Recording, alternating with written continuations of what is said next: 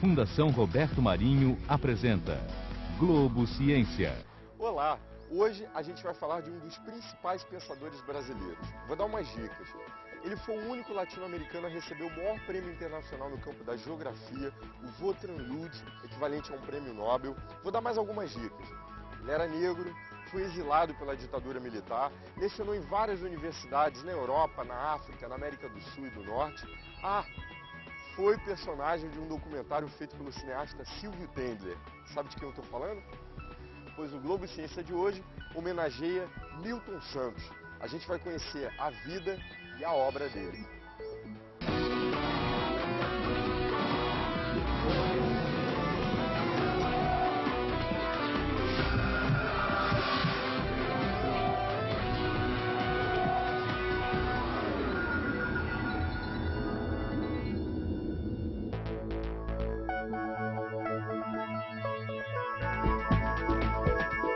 Eu estou na casa que Milton Santos viveu aqui em São Paulo. Ele escreveu mais de 40 livros e 300 artigos, foi doutor honoris causa de mais de 20 universidades em todo o mundo, além de ter sido consultor da Organização Internacional do Trabalho, a Organização dos Estados Americanos e a Organização das Nações Unidas para Educação, Ciência e Cultura, a Unesco. Milton Santos nasceu em Brotas de Macaúbas, no interior da Bahia, em 1926. Filho de professores primários, foi alfabetizado em casa e aos 8 anos já havia concluído o curso primário, até a 4ª série do 1º grau no sistema de hoje. Milton Santos era neto de escravos por parte de pai e foi incentivado a estudar sempre e muito. Em casa, aprendeu francês. Já em Salvador, custeava seus estudos ensinando geografia para os colegas. Formou-se em Direito, mas não chegou a exercer a profissão. Prestou concurso público para professor secundário e foi lecionar geografia em Ilhéus, iniciando uma carreira repleta de desafios. Preso pela ditadura, conseguiu sair do país e ficou 13 anos no exterior. Voltou ao Brasil em 1977, mas mesmo já sendo famoso no mundo inteiro, sua carreira só se firmou em 1984, quando foi aprovado num concurso para professor da USP. Milton Santos morreu em junho de 2001, aos 75 anos. Eu estou aqui em um dos escritórios que Milton Santos trabalhava e quem vai conversar comigo é a esposa dele, Marie-Hélène Tiercelin Santos. Como é que vocês se conheceram? Na França, em 1968, eu era estudante de geografia, fazia meu mestrado sob orientação de Milton. E foi assim que eu conheci. Vocês chegaram a trabalhar juntos?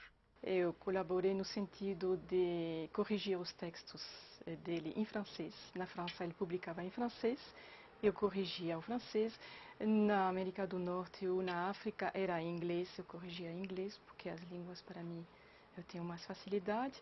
E colaboração assim só. Senão meu papel era mais criar um lar em qualquer canto do mundo, porque houve muitos cantos.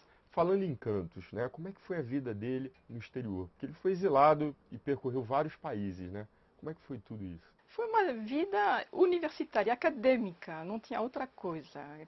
Cada vez que a gente mudava de país, não conhecia pouca gente. Então ele se concentrava no trabalho, né? Pesquisa, aulas, e ele se encantava com as universidades norte-americanas. Então, às vezes, nossos passeios de sábado, de final de semana, era ir os dois na biblioteca da universidade. Ele me dava ou um assunto, ou um nome para pesquisar, e nós passávamos assim uma tarde, sábado à tarde, fazendo o fichário. E a volta dele, né, do exílio, né? Ele encontrou dificuldades para voltar para o Brasil? A palavra exílio, que ele não usava.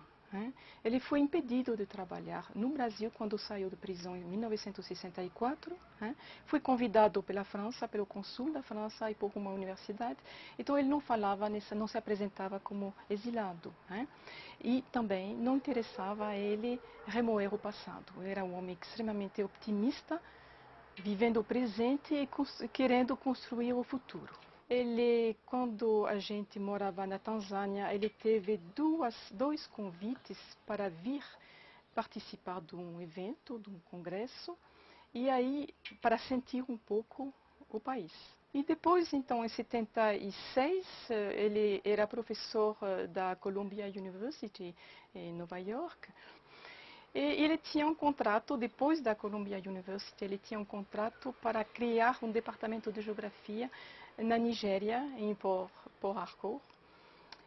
E tinha esse contrato no bolso, e tinha o filho para nascer, o Rafael. Então, decidimos que Rafael seria brasileiro. Então, nasceu na Bahia.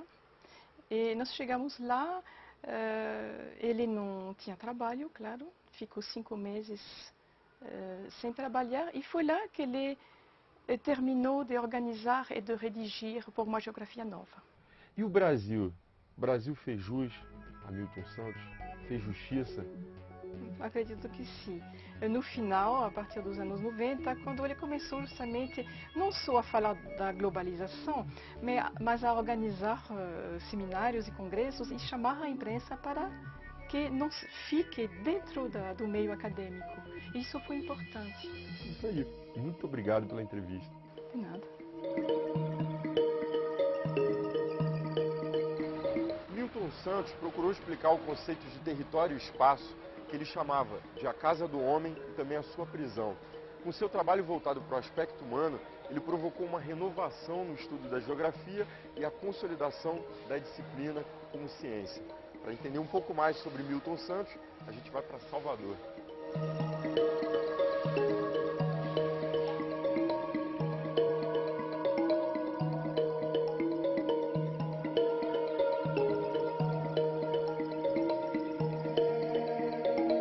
Eu estou na Universidade Federal da Bahia, a UFBA. Milton Santos lecionou nessa instituição, mas não nesse campus aqui, que foi criado em 1970.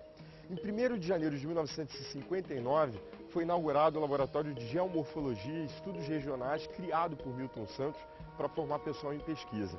Esse laboratório não existe mais. Quem vai conversar comigo é uma ex-aluna dele, que hoje é vice-diretora do Instituto de Geociências aqui da UFBA. Vamos lá. Quem vai conversar comigo é Maria Auxiliadora da Silva. Ela é pós-doutora em Geografia Humana e professora do curso de mestrado em Geografia aqui da UFBA. Qual era o objetivo de Milton Santos ao criar o laboratório em 1959? Pois é, o objetivo era formar um grupo de pesquisa aplicada na Bahia, que só tinha na época em São Paulo. E o reitor ficou muito impressionado com aquele jovem, muito sorridente, muito inteligente, e chamou para uma conversa e perguntou, ele era professor da Faculdade Católica de Filosofia, não ainda da Universidade da Bahia, perguntou os anseios dele, ele disse que gostaria de formar um grupo de pesquisa aqui na Bahia, e Edgar Santos, o reitor, deu o aval, e junto com a cooperação francesa, então foi fundado esse laboratório que foi para incentivar, ele trouxe muitos jovens, e os trabalhos eram feitos em todo o estado da Bahia, em Salvador, com professores da França, com ele, com um grupo também de alguns professores aqui da Bahia, então foi isso. Foi um momento de efervescência científica de pesquisa em geografia. Milton Santos propunha uma geografia nova. Que geografia era essa, né? O que ele pretendia? Isso aí tem que dar um salto muito grande na vida dele, né? Então ele trabalhou muitos anos no laboratório, até 64, quando foi preso, ficou doente, teve que sair da prisão. Várias universidades francesas ofereceram posto a ele, e então ele foi para Toulouse. Lá, quando ele começou a ler o Le Monde, quando ele viu a mídia francesa, ele viu que tinha uma coisa muito maior, que o mundo não era aquilo que a gente vivia aqui. Ele começou, então, a estudar a teoria da geografia. Por uma geografia nova, que é o livro, assim, que vai lançar ele. Então, o livro foi lançado aqui e estourou realmente. É um livro que ele, antes ele tinha estado na Tanzânia, lá na Tanzânia ele aproveitou, como ele tinha tempo suficiente, porque ele tinha uma pós-graduação com poucos estudantes, era a norma do governo da época, né? Então ele estudou muita física, muita filosofia. Então esse livro não é só geografia, ele tem assim uma parte que ele fala em Santo Agostinho muito grande. É um livro assim básico que realmente revolucionou a geografia, um livro teórico em que entra várias filosofias nesse livro, né? Que revolucionou. A tese dele era sobre o centro de Salvador e se tornou um clássico da geografia, né? Continua atual? Continua assim. É uma tese onde ele trabalha Salvador, o centro histórico, ele trabalha Salvador, ele trabalha a região do entorno de Salvador, Recôncavo Baiano. E nessa tese ele lança as ideias, é um diagnóstico socioespacial da cidade com base na história e na cultura. Quer dizer, essa tese hoje, claro que é sobre um Pelourinho, um centro já, uma tese já da década de 50, mas é a base do que a gente faz hoje. Milton Santos escreveu muitas obras, né? Quais foram as mais importantes? Olha, são tantas, mas eu posso citar, por exemplo, um grande livro como A Natureza do Espaço, não é? O Espaço Dividido. Muitas dessas obras ele escreve, a natureza foi aqui, muitas dessas obras ele escreve na França, no seu exílio, né? Por uma outra globalização, porque finalmente ele estava se dedicando a outra globalização, pensando o espaço do homem, a urbanização brasileira, a urbanização desigual, por uma geografia nova. Quer dizer, são assim inúmeras, é difícil a gente citar, porque cada obra traz uma coisa. Claro, ele tem um pensamento contínuo, mas cada obra traz uma novidade. A senhora, por exemplo, conviveu 40 anos com ele. Como é que ele era? Milton Santos era uma pessoa alegre, generoso. Ele transmitiu a gente muita generosidade. Era solidário e muito secreto. Porque todo mundo via, Milton Santos, quando se via Milton Santos, ele era risonho, ele tinha um riso largo, né, um riso aberto, que conquistou os franceses. Então Milton Santos tinha um riso aberto, mas era muito secreto. Você pensava que ele falava tudo? Não. Ele falava o necessário, mas ele tinha uma confiança enorme nos jovens, ele achava que ele colocava as pessoas para frente, os jovens para frente, tá entendendo? Isso era muito importante, porque a gente não tinha professor que fizesse isso, e a gente agora faz isso. E era uma pessoa afável, agora uma pessoa extremamente crítica, e era irônico também. Deixou saudade, não é? Ah, muita. Deixa até hoje, de muita saudade, muita. Porque ele primeiro foi meu professor, depois ele foi meu pai, porque eu perdi meu pai aos 10 anos e encontrei com ele aos 15. Então eu transferi e foi um grande amigo. E deixou um grande legado. Deixou. Isso que é o que mais importante, não é, professor? Deixou. Muito obrigado pela entrevista. Obrigada a vocês. Para Milton Santos, o papel do intelectual é a busca da verdade e a expressão dessa busca. Para ele não basta encontrar a verdade, é preciso proclamá-la. Por isso, ele defendia a ideia de que todo intelectual deveria se alinhar a todo tipo de luta para restaurar direitos e afirmar igualdades. Depois do intervalo, você vai conhecer as principais preocupações dele com o papel da universidade e a globalização e vai conhecer também os caminhos propostos por geógrafos que trabalharam com ele. Eu volto já já.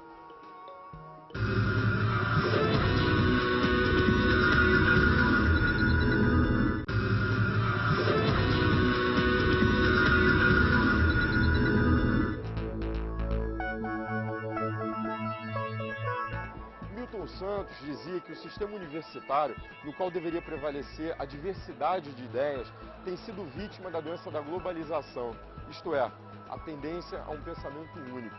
Ele classificava as universidades em duas categorias, as produtoras e as consumidoras. As produtoras são aquelas em que os alunos leem bons livros, escrevem, renovam as ideias. As consumidoras são aquelas em que os alunos consomem as informações de forma indigesta e insuficiente. Para Milton Santos, os professores deveriam se preocupar muito mais com o conteúdo do que com as regras educacionais. Eu estou numa das melhores universidades do país, a Universidade de São Paulo, mais conhecida como USP. E é daqui que a gente vai continuar contando a história do maior geógrafo brasileiro, Milton Santos. Quem vai conversar comigo é o professor aqui da USP, Fábio Contel. Ele é doutor em Geografia Humana e participou do grupo de pesquisa do livro Ensino Superior Público e Particular no Território Brasileiro. Quais são as maiores críticas que Milton Santos fazia às universidades brasileiras? Em primeiro lugar, acho que a questão de fundo que ele debateu nesse livro que você mencionou é o acesso à universidade. Infelizmente, o Brasil na década de 60 e 70 aumentou bastante a quantidade de população que conseguiu chegar nesse nível de ensino, mas na década de 90 o crescimento populacional foi maior do que a oferta de serviços públicos e gratuitos. Então essa era a primeira crítica que necessitaria de um novo enfoque, e no caso do livro ele propõe um enfoque geográfico para a resolução desse problema. Há um imperativo territorial. As vagas oferecidas pelo ensino superior público, gratuito, não são tão bem distribuídas no território. Então, isso acaba gerando um processo de fomento de desigualdades regionais. Falando objetivamente, mais vagas no Centro-Sul, onde estaria concentrado todo o desenvolvimento econômico do país, e menos vagas nas outras regiões. Seria isso? Exato. O Centro-Sul, por já guardar um desenvolvimento econômico maior, também abriga uma quantidade maior de universidades públicas e gratuitas. E também guarda quantidades maiores de universidades e faculdades privadas. O que é excesso no Centro-Sul é falta no Norte e no Centro-Oeste. Se esse mecanismo de distribuição das universidades e instituições de ensino superior não forem controladas de forma mais próxima do Estado, vai haver sempre esse descompasso entre a oferta de ensino e as necessidades regionais. As pesquisas dele tiveram continuidade? Tiveram continuidade. É inevitável ter que ler o professor Milton para alguns temas, como a urbanização, a teoria em geografia humana, as condições de vida das populações mais pobres das cidades. Ele deixou um legado muito explicativo para esse tipo de problema que é bastante atual também. Então, há continuidade, felizmente, e há trabalhos sendo feitos no Brasil e na América Latina, principalmente, que se aproveitam dessa riqueza que ele deixou para a gente em diferentes áreas de conhecimento dentro da geografia humana. Eu queria que você apontasse para a gente quais as pesquisas mais importantes hoje no campo da geografia humana, sobretudo a geografia urbana, que era o foco de Milton Santos. A professora Maria Laura Silveira, que foi quem escreveu esse livro sobre ensino público superior no Brasil, está trabalhando atualmente com um conceito que o professor Milton chamou de circuito superior marginal, que é a forma com que as populações de baixa renda nas grandes cidades brasileiras têm encontrado para sobreviver frente ao mundo que tem cada vez menos emprego, cada vez menos trabalho. O bom jeitinho brasileiro, né, professor? É a forma das pessoas, independentemente da iniciativa privada e, infelizmente, também de forma independente do Estado, que tem para gerar renda para si próprios. É um empreendedorismo um pouco forçado que mostra, na verdade, a força da população brasileira e a força da população dos países pobres, que no período da globalização tem cada vez menos representatividade política, tem cada vez menos acesso ao chamado o estado do bem-estar social. Esses tipos que o professor Milton chamava de bens de dignidade são cada vez mais escassos para as populações pobres e, obviamente, que elas não se deixam, elas não estão paradas, elas estão num complexo movimento cotidiano para criar formas dentro do ambiente urbano para perceber renda, seja através de pequenos comércios, atividades, o chamado bico, que não são institucionalmente reconhecidos pelo Estado, mas são a forma absolutamente genuína que essa população tem encontrado para sobreviver nas grandes cidades. Fábio, quais são as propostas da geografia atual para o nosso Brasil? O professor Milton cunhou dois conceitos, um de horizontalidades e outro de verticalidades. A obra dele, de uma maneira geral, o histórico de 40, 50 anos de produção dele, é uma obra voltada para essas horizontalidades. O que seriam essas horizontalidades? Esse movimento de baixo para cima das populações mais carentes. É desse movimento de baixo para cima que surgem a criatividade cultural do povo, que surgem as formas de inserção econômica que não dependem das empresas multinacionais, que surgem independentemente desse Estado corporativo, que muitas vezes não ajuda a população mais pobre. Nem o Estado, que deveria propor soluções geográficas de localização de escolas, de postos de saúde, de infraestruturas de transporte nos lugares que mais precisam, para criar essas horizontalidades. O que ocorre é um processo vertical de decisões políticas, porque essa maior quantidade de população tem pouca representatividade nos órgãos políticos, então os órgãos políticos atuam verticalmente. As soluções encontradas são soluções para o funcionamento do circuito superior da economia urbana e não para o circuito inferior da economia urbana. Eis então algumas propostas deixadas pelo nosso homenageado Milton Santos aqui ratificadas pelo professor Fábio Contel. Muito obrigado pela entrevista. Obrigado a vocês. Milton Santos culpava a globalização pela maior parte dos problemas do mundo contemporâneo. Ele achava que a globalização agrava as crises urbanas e amplia o fenômeno da escassez, aumentando a pobreza e a miséria e estimulando a violência. Ele apontava duas violências centrais do nosso tempo, a violência do dinheiro e a violência da informação. A gente vai entender um pouco mais sobre isso em Campinas.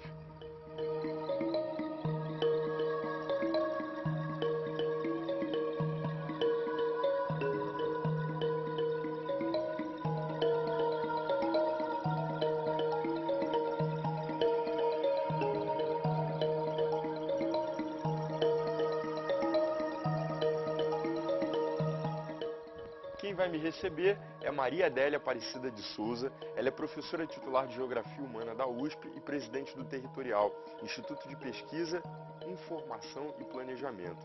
Como é que a geografia explica o mundo contemporâneo? A geografia explica o mundo contemporâneo por ter como objeto de estudo o espaço geográfico, ou o espaço do homem, o espaço humano, como chamava Milton Santos. Tudo que diz respeito ao que acontece no mundo como um todo é objeto de estudo da geografia. Milton Santos criticava a globalização. Inclusive, ele criou um neologismo, o globalitarismo. O que significa isso? Globalitarismo é a expressão geográfica do totalitarismo. A globalização sendo um processo denominado pelos economistas como um processo benfazejo, que trazia tudo que é bom, Milton vai criticar dizendo que, por estar sentada nos sistemas técnicos, para que a globalização exista, é preciso que haja televisão, o telefone celular, os computadores, a informática, ela tem, a globalização, a possibilidade de fazer negócio no mundo inteiro. E fazer a cabeça das pessoas no mundo inteiro, portanto, transmitir, possibilitar até a transmissão de uma ideologia. Só que essa ideologia é baseada no imperativo das empresas. É esse imperativo das empresas e a imperativo da informação que Milton vai chamar de globalitarismo. Professora, qual é a relação entre a crise econômica atual e a globalização? Milton, se fosse vivo, daria um show nessa interpretação. É que nos ensinaram a entender a globalização como fábula. Aquilo que parece que todo mundo está vivenciando e está usufruindo, mas não é. Então, quando se fala em crise, hoje, quem está em crise são as grandes empresas internacionais, é bom que se diga.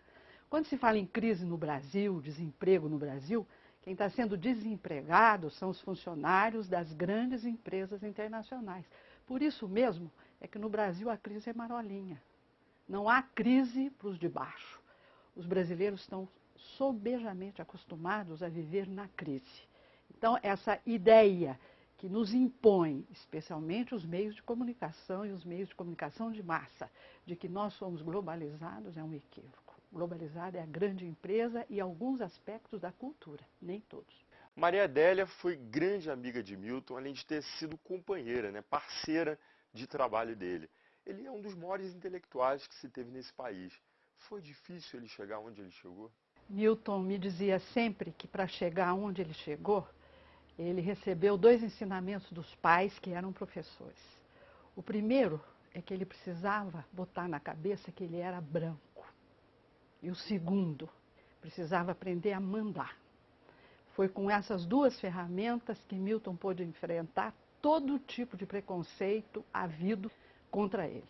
A obra de Milton Santos é estudada no país? Eu acho que hoje Milton Santos é muito estudado no Nordeste do Brasil, onde há núcleos que estão se formando, grupos de estudos, trocas e tudo no Nordeste brasileiro. Qual foi o maior legado que Milton Santos nos deixou?